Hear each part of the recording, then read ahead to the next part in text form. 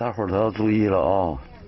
那龙江刚拉回来的4个意大利发烧的，都在家待住，都别出来闲溜了啊！他4个3全的，搁意大利刚回来。视频拍摄的地点是在龙江县中医院的大门附近，一辆救护车停在门口。这段视频不断的在龙江县居民的朋友圈里转发，给大家造成了恐慌。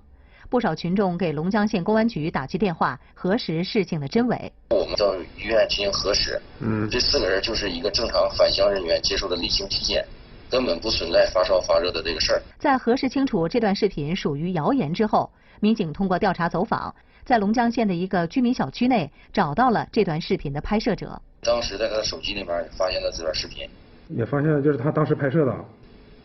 对，他当时拍摄的，而且他当时就是拍摄完之后在微信群内转发的这个记录。在固定好证据之后，民警将这名男子传唤到了派出所。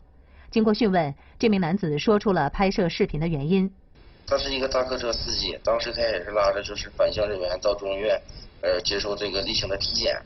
然后在当时呢，他发现就是120救护车拉了4个人，然后他听那个旁边有人说这4个是从意大利回来的，然后他就拍摄了这个视频。拍摄视频的这名男子在没有核实事情真伪的情况下，拍摄视频并且发到了微信群里，给大家造成了心理恐慌。针对男子散布谣言的事实，公安机关对这名男子作出了处罚。